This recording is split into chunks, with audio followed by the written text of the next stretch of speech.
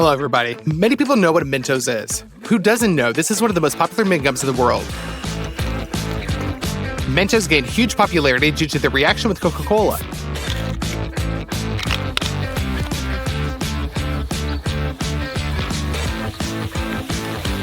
Yeah, okay, other bloggers had a much higher fountain. Write in the comments what I did wrong. We need to figure out what Mentos consists of. Upon careful examination, menthol inclusions are on the glazed layer. Now let's look inside. Here we have soft white gum. And it turns out that there's also mint syrup inside of it. Now everything is clear and you can start cooking a giant Mentos. Let's start with the forms. Pour some oil inside the hemispheres.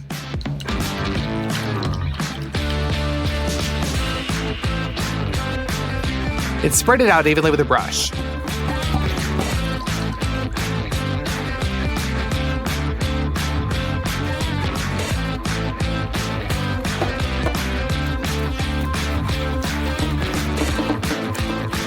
Unfold some parchment and cut a piece the length of the mold. Every 4 centimeters, you need to make an incision.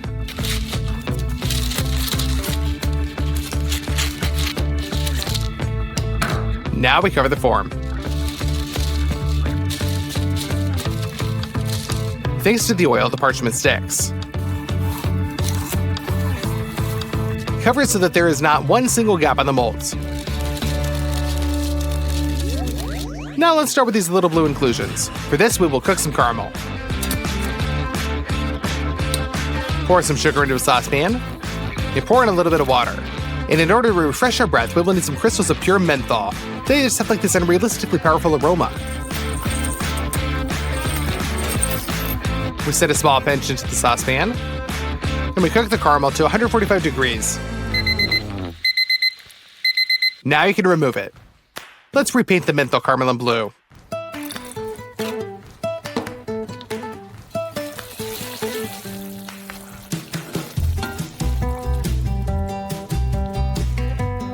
We're going to use a square shape for filling, but first we will upgrade it with a sealing tape.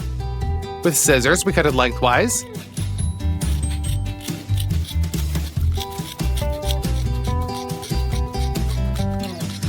And put it on the mold.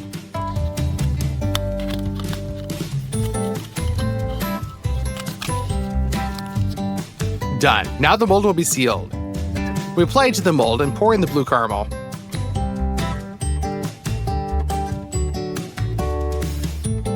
And to speed up the solidification, we will use liquid nitrogen in a can. We will put on a tube so as not to freeze our fingers.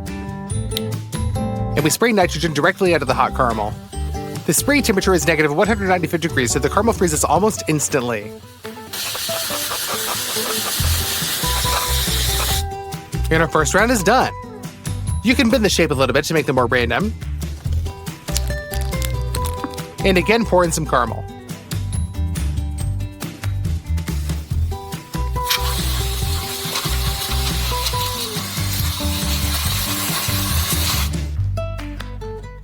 As a result, we make a lot of little inclusions. So let's turn to the white glaze. Pour some sugar in. Corn syrup. And water into a saucepan. That's it, and then we're gonna put it on the stove. And we're gonna cook this in 4 pots at once.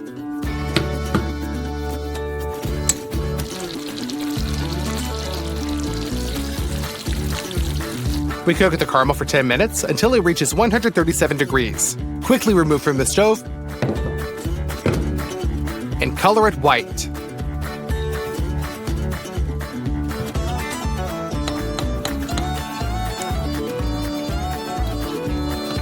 Pour this into the mold and try to make sure that the thickness of the glaze is the same on all sides.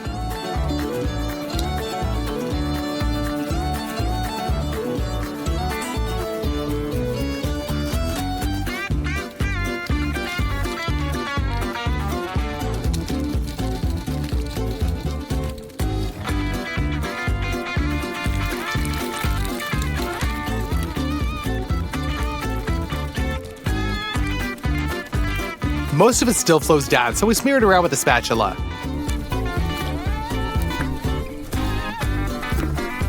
It took us 3 hours to fill the glaze. Now we'll turn to the gooey layer. Pour 3 liters of water into a large saucepan. We will also need 900 grams of gelatin. Gradually pour it in while stirring with a whisk. That way it swells evenly.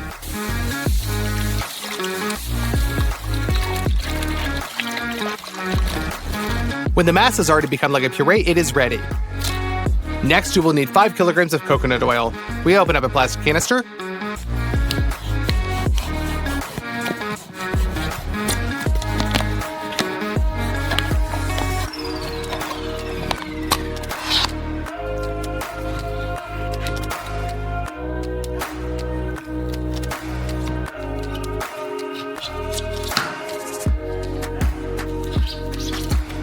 And dump the oil into the pan.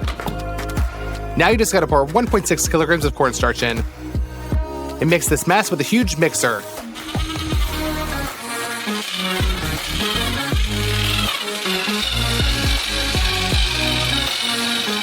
This is only part of the filling, and we'll need it later. And now we need a 30 kilowatt Megaflow gas burner. We can connect a gas cylinder to it.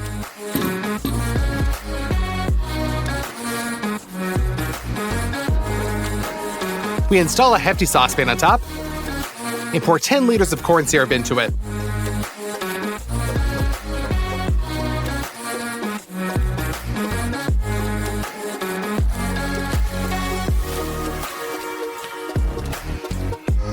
Now we pour 40 kilograms of sugar on top.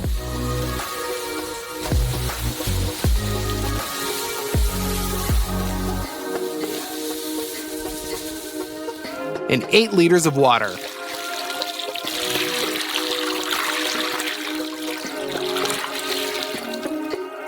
That's it, cover with the lid. And turn on the burner to maximum.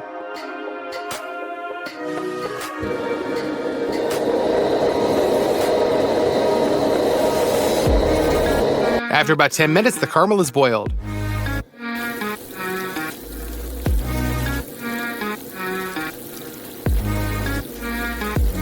It is very important for us to monitor the temperature here. This caramel was cooked for another 30 minutes. And when it reaches 135 degrees, it needs to be poured into the second pan with a mixture that we prepared in advance.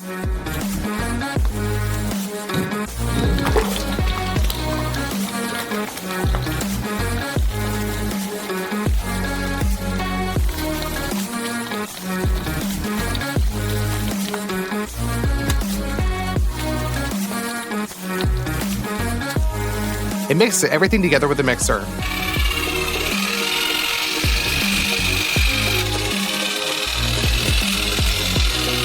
It's time to solve the problem of rapid cooling this mass.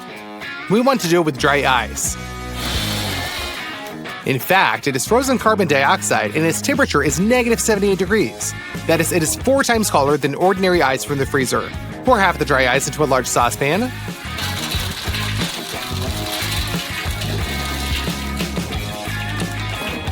And then the pan with the hot mass on top. At the junction, hot ice evaporates very quickly and squeaks funny.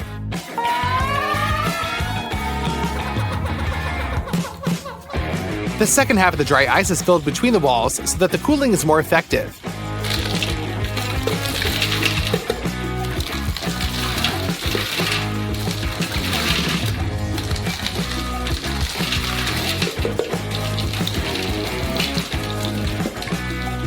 The pan has already managed to be covered with frost. We begin to mix the mass for its uniform cooling.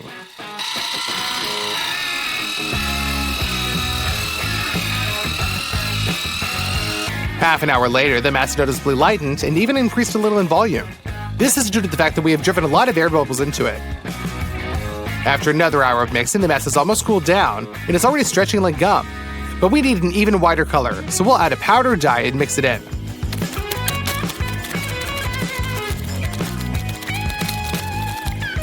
Just like that.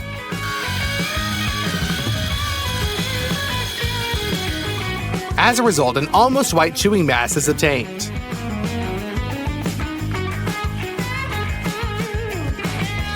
Pour this into the molds.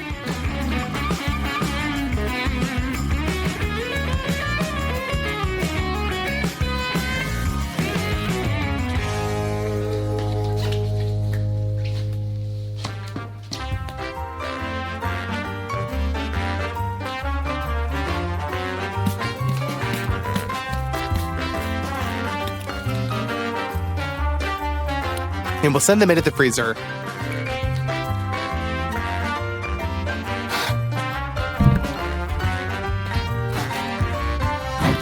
Exactly into the middle, you need to squeeze out the recesses with the help of bowls.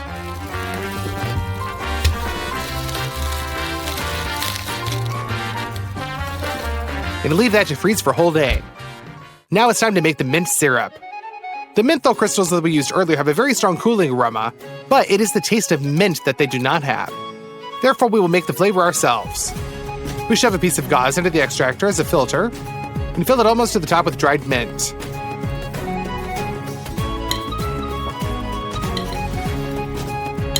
On top, we throw another wad of gauze. Pour 2 bottles of alcohol into the flask.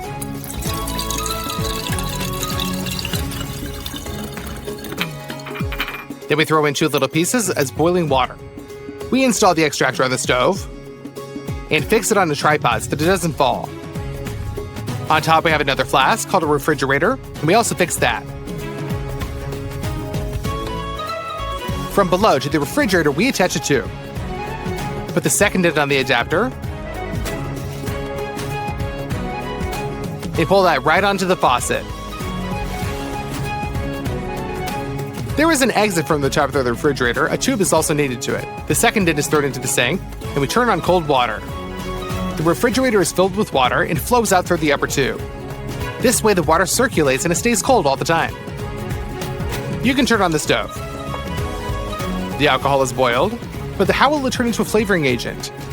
So, upon reaching 70 degrees, the alcohol evaporates and the vapors rise up into the tube. As soon as it reaches the refrigerator, it condenses and flows into our mint in the form of drops. Thus, the extractor is constantly filled, and the alcohol, having gained a mint flavor, flows back into the lower flask. After 5 hours of extraction, I think we have squeezed the maximum out of the mint. We evaporate the liquid in the flask to make it more concentrated and get rid of the alcohol vapors. And we're left with an unrealistically powerful flavor. We're going to color it blue.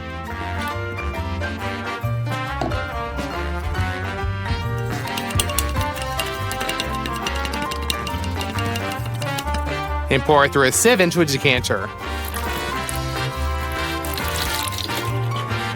Now we'll pour in corn syrup.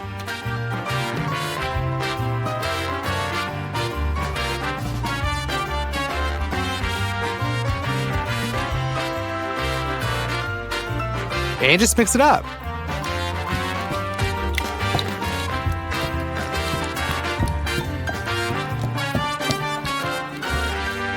That's it, the mint filling that will get the taste of our giant Mentos is ready. The chewing mass is already frozen, so we take out the bowls. And fill out the depressions with our mint syrup.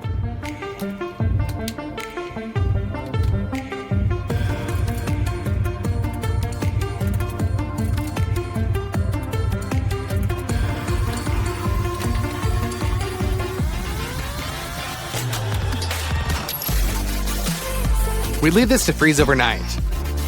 Already in the morning, the syrup is hardened and you can get the molds out of the freezer.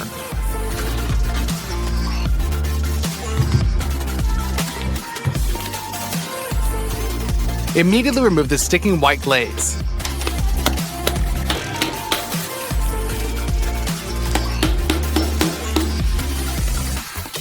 And we take out the halves of the huge Mentos from the molds.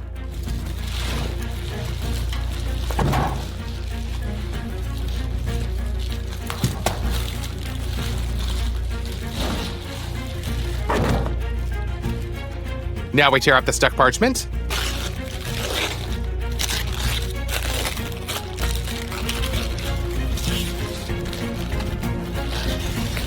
We trim the edges a little bit more.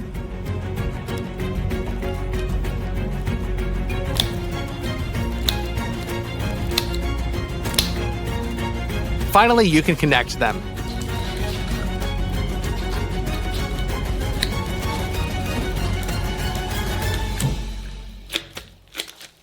Not bad, but the joint is ugly.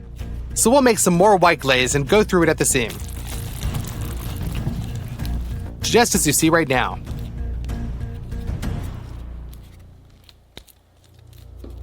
That's it, the giant Mentos weighing in at 70 kilograms is finally ready. It took 4 days to prepare, and in my opinion, it is very similar to its little original. Now let's try our giant Mentos. Hello everybody, today we got a giant sturgeon weighing 44 kilograms. A sturgeon of this size is very rare, and it looks just like some kind of prehistoric fish, with armor on its head and such big spikes on its back. We turn it onto its side, cut it under the fin, and move it up towards the head.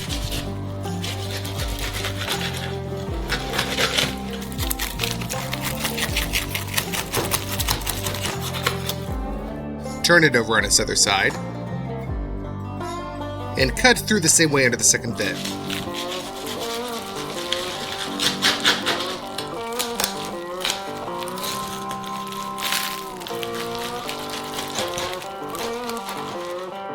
And now we need to kill the ridge.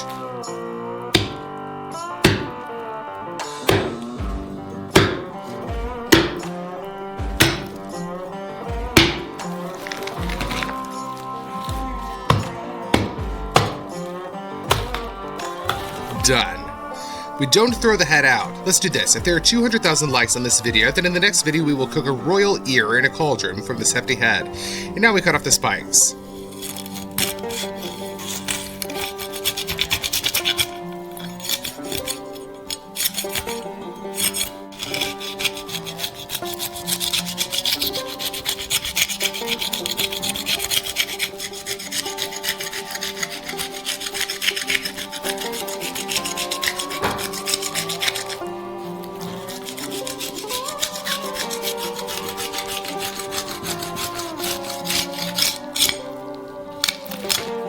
From above, we make a vertical incision to the ridge.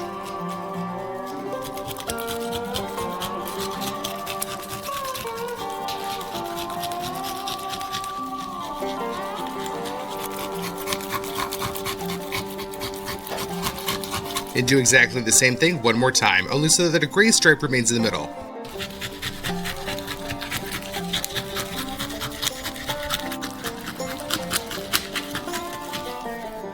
We also cut off the upper fin.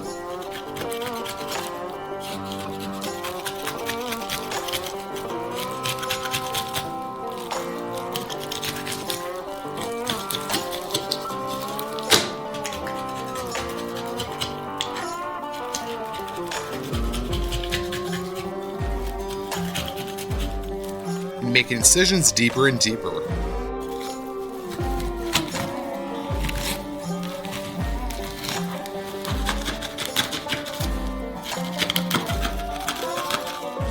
And now we just get the spine with bones and entrails.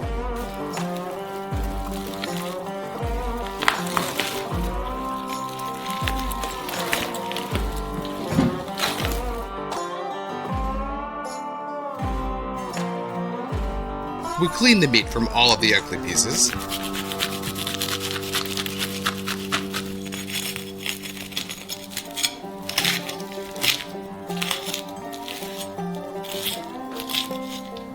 Wipe it down with paper towels.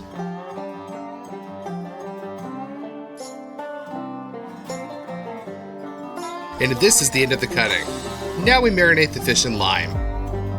Cut it into circles.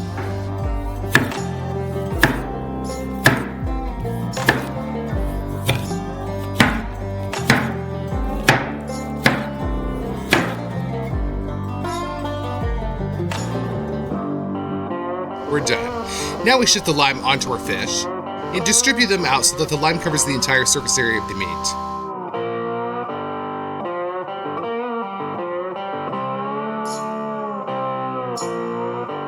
Done. Let's marinate that for 4 hours, after which we remove the unnecessary lime slices.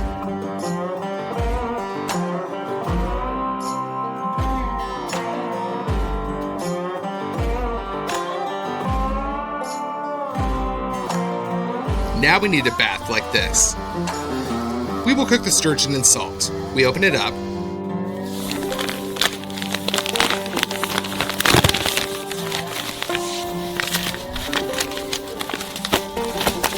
And fill up the entire bottom of the bath.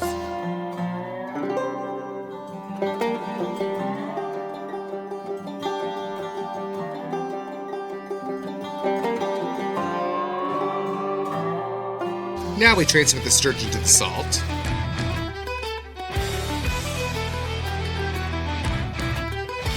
And open it up.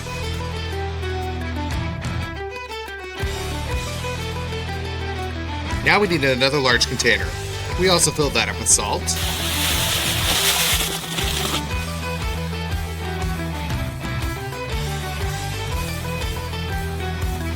Fill it up with water.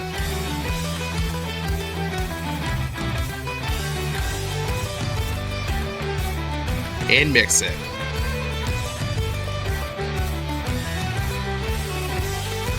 And now we cover our sturgeon with the wet salt.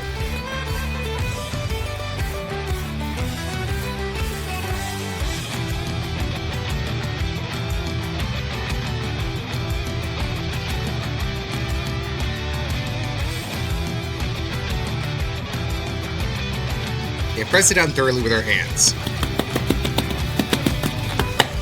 That's it. Now we send it to our giant oven.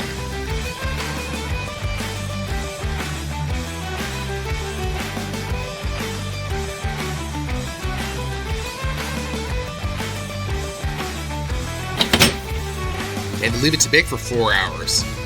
In the meantime, we'll make a sauce for our fish. Cut off 100 grams of butter and put it into a pan. Completely melt it and add some flour. This works like a thickener.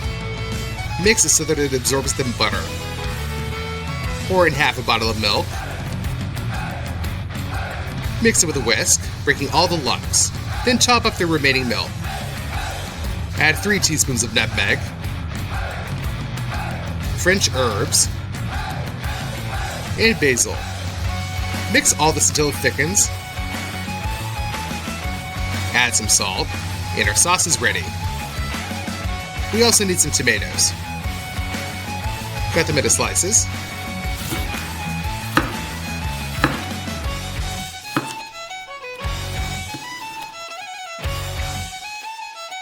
Cheese will also serve as a filling for the fish. Cut off the part of the cheese that we need for later.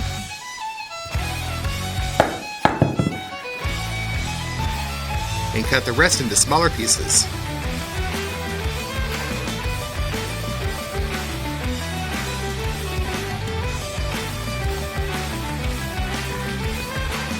And grate it.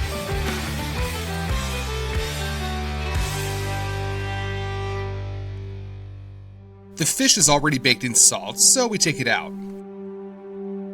We pick up the salt with a hatchet and remove it in large chunks until the sturgeon is completely open.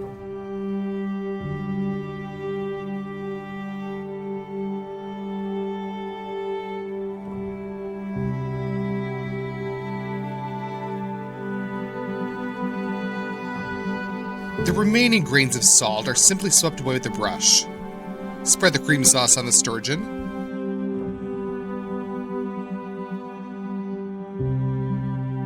And spread it around.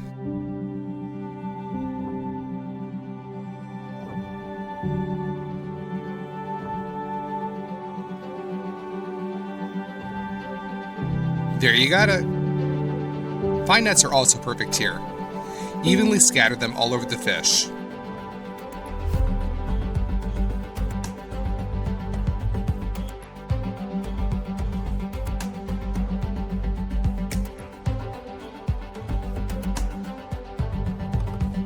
Open up a pesto sauce and sprinkle it out with a spoon.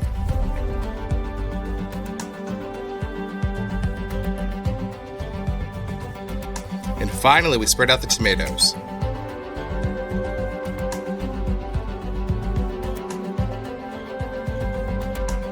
Pour some olive oil on. And pop it into the oven one more time for 1 hour. For 1 hour. In the meantime, we will prepare a side dish. You need to peel the onion.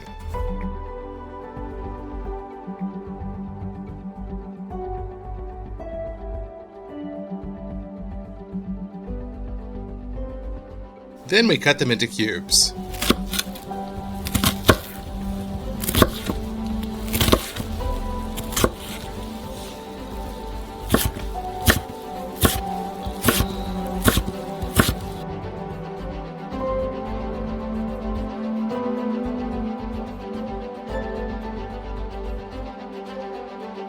We light a fire.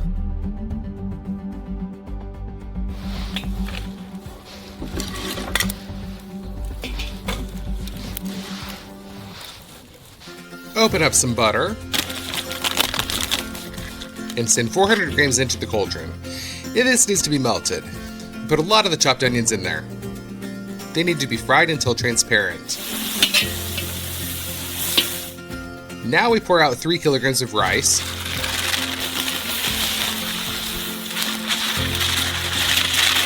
And fry it dry for a couple of minutes.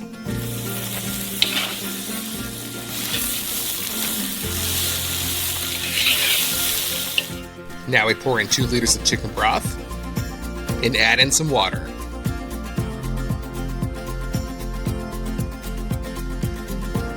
We salt this all thoroughly and just cook the rice.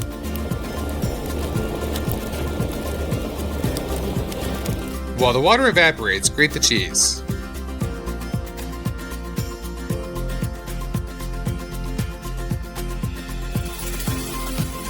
The rice is already cooked.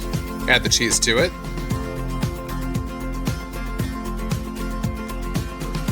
And mix it in so that it melts. The sturgeon with the filling is already baked. Now we just have to put some grated cheese on top.